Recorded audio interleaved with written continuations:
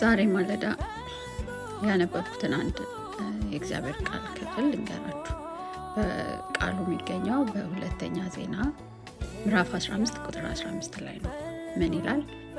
እግዚአብሔርን ከልብ ፈልገውታልና ተገኘላቸው፣ ከዛስ በሁሉ አቅጣጫ እረፍትን ሰጣቸው ይላል እና ዝም ብላችሁ ይሄንን 15ኛው ቁጥር ብቻ ስትመለከቱት ትልቅ የሚነግረን ሚስጥር አለ። ሁለት ያለ እዚህ ጋርና እግዚአብሔርን ከልባቸው የሚል ቃል አለ። ከልባቸው አንዳንድ ላይ እንድታረጉ ይፈልጋለሁ። ከልባቸው።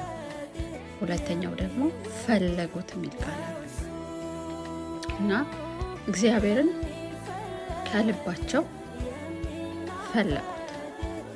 እግዚአብሔርን ከልባቸው ፈለጉት። ዲስትራክት የሚያደርጋቸው ነገር ሳይኖር እግዚአብሔርን ከልባቸው ፈለጉት ይላል። ከዛ እርሱም ይላል ተገኘላቸው። መገኘትን ብቻም አይደለም፣ በሁሉ አቅጣጫ እረፍትን ሰጣቸው ይላል።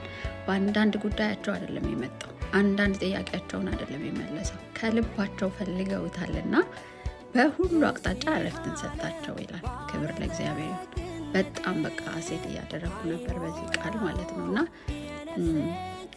54ቱ ላይ ሄዳችሁ ታነቡት ደግሞ በፍጹም ሕሊናቸው ፈልገውታል ይላል።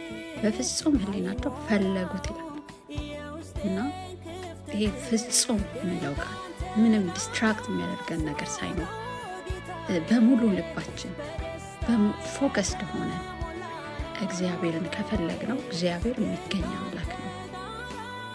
እንደ እግዚአብሔር እንደውም አቬለብል ስንጠራው አቬለብል የሚሆን ፈጥኖ የሚደርስልን በዚህ ምድር ላይ የለም፣ በላይኛውም ዓለም የለም። እንደ እግዚአብሔር ያለ ፈጣን ስትፈልጉት የሚገኝላችሁ እንደ እግዚአብሔር ያለ የለም እና በሌላም ክፍል ላይ እግዚአብሔርን ፈልጉት በሕይወት ትኖራላችሁ ይላል። እግዚአብሔርን ፈልጉት ትጸናላችሁ ይላል።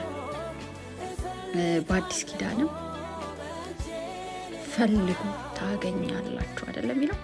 መፈለግ የሚለው ቃል በመንፈሳዊ ዓለም በጣም ትልቅ ትርጉም ያለው ቃል ነው እና አላብዛባችሁ። እግዚአብሔርን በፍጹም ልባቸው ፈልገውታልና ተገኘላቸው ይላል። ከዛ በሁሉ አቅጣጫ ረፍትን ሰጣቸው ይላል። ሃሌሉያ። ስለዚህ በቃ እግዚአብሔርን ፈልጉት። ስትፈልጉት ግን በፍጹም ልባችሁ ከልባችሁ ይሁን። ተባረኩ።